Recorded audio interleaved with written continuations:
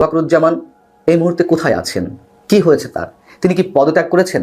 দর্শক, গত কয়েকদিনে এমন অনেক অনেক খবর সামাজিক যোগাযোগ মাধ্যমে উড়ে বেড়াচ্ছে, ছড়িয়ে বেড়াচ্ছে। কেউ কেউ ডক্টর মোহাম্মদ ইউনূসকে বাংলাদেশ জাতীয়তাবাদী দলের ভারপ্রাপ্ত চেয়ারম্যান জনাব তারেক রহমান সাহেব এবং সেনাবাহিনীর প্রধান জেনারেল ওয়াকারুজ্জামান সাহেবের সাথে মতদ্বন্দ্ব তৈরি হচ্ছে বলে মন্তব্য। দর্শক, পদত্যাগ করে দেশ ছেড়ে চলে গিয়েছেন সেনাপ্রধান ওয়াকারুজ্জামান। এরকম খবর কিন্তু ঘুরে বেড়াচ্ছে সোশ্যাল মিডিয়ায়। আসল ঘটনা কি, তিনি কি পদত্যাগ করেছেন, এমনকি তার সাথে কি অন্তর্বর্তীকালীন সরকারের প্রধান উপদেষ্টা ডক্টর মোহাম্মদ ইউনূসের কোনো দ্বন্দ্ব চলছে, তারেক রহমানের কোনো দ্বন্দ্ব চলছে, এই ভিডিওতে দেখতে পারবেন। এমনকি তাকে নাকি ফাঁসানোর ষড়যন্ত্র করছে পাকিস্তানের গোয়েন্দা, এমনকি পাকিস্তানি আর্মি। না টেনে একটি লাইক করে দেখতে থাকুন সম্পূর্ণ ভিডিওটি। ওয়াকরুজ্জামান এই মুহূর্তে কোথায় আছেন, কি হয়েছে তার, তিনি কি পদত্যাগ করেছেন?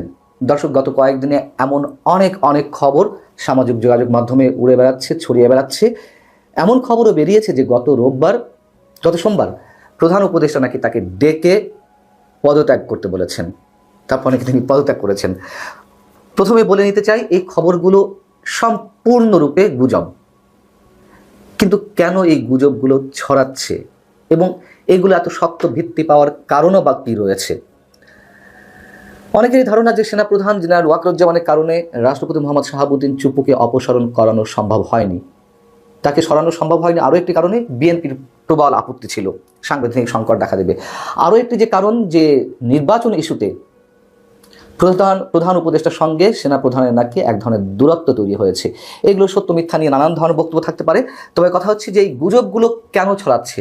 গুজবগুলো এই কারণে ছড়াচ্ছে, যারা সেনাপ্রধানের বিপক্ষে এই মুহূর্তে রয়েছেন তারা নিজেদেরকে শক্তিশালী প্রমাণ করতে চায় এবং সামাজিক যোগাযোগ মাধ্যমে দু একজন ইনফ্লুয়েন্সার আছেন, তারা সেনাপ্রধানের বিরুদ্ধে বিষোদ্গার করছেন এবং তাকে নানান ধরনের হুমকি দেওয়ার চেষ্টা করছেন। চেষ্টা কি, সরাসরি হুমকি দিচ্ছেন। সেই জায়গা থেকে সাধারণ মানুষের অনেকের মধ্যেও এই ধারণা জন্মেছে যে সেনাপ্রধানকে যে কোনো সময় সরিয়ে দেওয়া হতে পারে। এবং এই গুজবগুলো কবে থেকে বেশি ছড়াচ্ছে? গত 25শে ফেব্রুয়ারি রাজধানীর রাওয়া ক্লাবে একটি অনুষ্ঠানে সেনাপ্রধান যে বক্তব্যগুলো দিয়েছেন, অনেকগুলো বিষয় মন্তব্য করেছেন। তার মধ্যে যেমন দেশের আইন শৃঙ্খলা পরিস্থিতি নিয়ে তার বক্তব্য ছিল, বিডিআর হত্যাকাণ্ড নিয়ে তিনি কথা বলেছেন, পিলখানা ট্র্যাজেডি নিয়ে, রাজনৈতিক দলগুলোর মধ্যে যে কাদা ছোড়াছুড়ি চলছে তাতে করে আমাদের স্বাধীনতার সার্বভৌমত্ব বিপন্ন হতে পারে, এমন কথাও স্পষ্ট করে বলেছেন। এবং সব দলের অংশগ্রহণে যে একটা ইনক্লুসিভ নির্বাচন ডিসেম্বরেই হওয়া উচিত, সে কথাও তিনি সরাসরি বলে দিয়েছেন। কেন তিনি এই ধরনের কথা বলতে গেলেন? তার পক্ষে বিপক্ষে নানান ধরনের মন্তব্য গড়ে উঠেছে। কেউ বলছেন তিনি আওয়ামী লীগের পার্সপেক্টিভ সার্ভ করছেন, কেউ বলছেন না তিনি সরকারের পক্ষেই কথা বলছেন। তবে সরকারের কোনো দায়িত্বশীল ব্যক্তি যে তার এই বক্তব্যে খুশি হননি, সেটি স্পষ্টভাবে আমাদের সামনে এসেছে। আমি এর আগেও হিন্টস দিয়েছি, এখনও বলছি, খুব দায়িত্বশীল পর্যায় থেকে তার ফেসবুকে এমন মন্তব্য করা হয়েছে, সরাসরি বিশেষ একটি বাহিনীকে ইঙ্গিত করে কথা বলেছে। এমন কোনো দায়িত্বশীল পদের থেকে দেশের একটি রাষ্ট্রীয় বাহিনী নিয়ে এমন ধরনের কোনো মন্তব্য করতে পারেন কিনা, এই প্রশ্ন ওঠা দূরের কথা, করতেই পারেন না তিনি। সাম্প্রতিক সময়ে Nobel laureate doctor Mohammad Yunus সাহেবের একটি সাক্ষাৎকার ছাপিয়েছে বিবিসির সেই সাক্ষাৎকারে ডক্টর মোহাম্মদ ইউনূস সাহেব বেশ কঠোরভাবে বাংলাদেশের বর্তমান পরিস্থিতি সম্পর্কে বর্ণনা করেছেন। তিনি বেশ শক্ত অবস্থান গ্রহণ করে জনতার যে ক্ষমতা তিনি পেয়েছেন সেই জনতার পক্ষেই দাঁড়িয়েছেন। কেউ কেউ ডক্টর মোহাম্মদ ইউনূসের এই ইন্টারভিউকে কঠোর কেন হলেন সেভাবেও এখন আবার মন্তব্য করা শুরু হয়ে গিয়েছে। তার মানে ডক্টর মোহাম্মদ ইউনূস নরম ভাষায় কথা বললে তখন হয় তিনি প্রশাসনিকভাবে দুর্বল, আবার ডক্টর মোহাম্মদ ইউনূস শক্তভাবে কথা বললে তখন হয় এটা ওনার সাথে যায় না, উনি ইনোসেন্ট থাকাই উচিত ছিল। এই ধরনের মতদ্বৈততাপূর্ণ বিভিন্ন ভিডিও, মন্তব্য, বক্তব্য বিভিন্ন জায়গায় দেয়া হচ্ছে। কেউ কেউ ডক্টর মোহাম্মদ ইউনূসকে বাংলাদেশ জাতীয়তাবাদী দলের ভারপ্রাপ্ত চেয়ারম্যান জনাব তারেক রহমান সাহেব এবং সেনাবাহিনীর প্রধান জেনারেল ওয়াকারুজ্জামান সাহেবের সাথে মতদ্বন্দ্ব তৈরি হচ্ছে বলে মন্তব্য করছেন কিংবা ভিন্নভাবে উপস্থাপন করার চেষ্টা করছেন।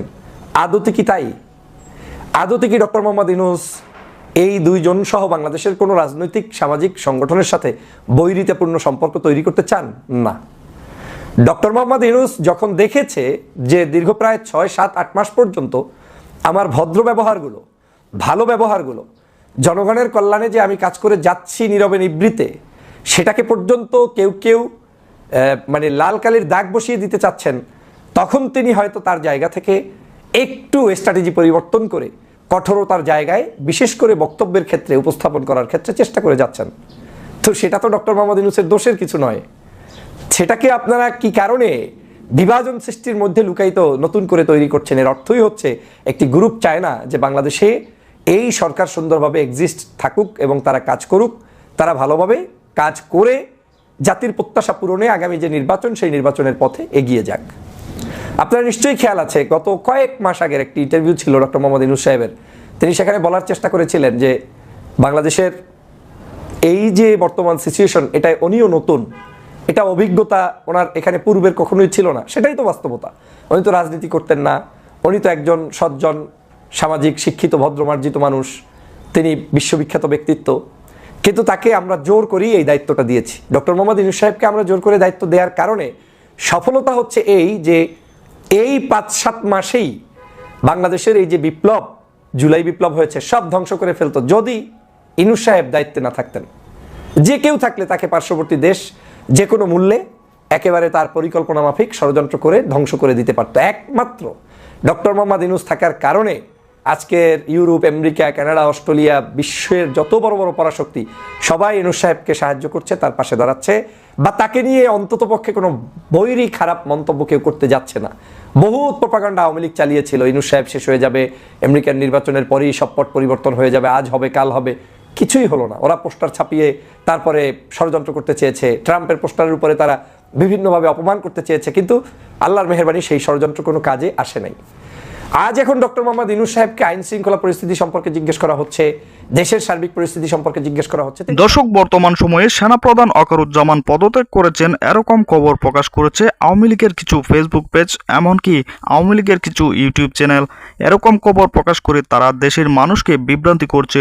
আওয়ামী লীগের অনেক নেতাকর্মীরা উজ্জীবিত হয়ে যায়। অনেকে মনে করেন যে সেনাপ্রধান পদত্যাগ করলেই কিন্তু বাংলাদেশে হামলা চালাবে অন্য দেশ। এরকম চিন্তা ভাবনা করে তারা অনেকটা খুশি হয়ে যায়। দর্শক, আসল ঘটনা হচ্ছে সেনাপ্রধান ওয়াকারুজ্জামানের সাথে কোনো দ্বন্দ্ব হচ্ছে না অন্তর্বর্তীকালীন সরকারের, এমনকি বিরোধী দলের নেতাকর্মীরা। এরকম খবর কিন্তু এখন প্রকাশ হচ্ছে। আপনারা এই ভিডিওতে দেখেছেন, গুরুত্বপূর্ণ আলোচনা করেছেন ডক্টর ফয়জুল হক। অন্যদিকে আপনারা দেখেছেন শুরুতে একটি ভিডিও, সেটি আওয়ামী লীগের সরাসরি ফেসবুক পেজ থেকে ছাড়া হয়েছে। সেটি বলছে অন্তর্বর্তীকালীন সরকারের প্রধান উপদেষ্টা ডক্টর মোহাম্মদ ইউনূস সেনাপ্রধানকে ডেকে পদত্যাগ করতে বলেছেন, এমনকি তাকেও ফাঁসানোর ষড়যন্ত্র করছেন। দর্শক, এই খবরটি পুরোপুরি মিথ্যা। দর্শক, এ বিষয়ে আপনাদের কি মতামত অবশ্যই কমেন্টে জানাবেন এবং পরবর্তী ভিডিও পেতে চ্যানেলটিকে সাবস্ক্রাইব করে রাখুন। আসসালামু আলাইকুম।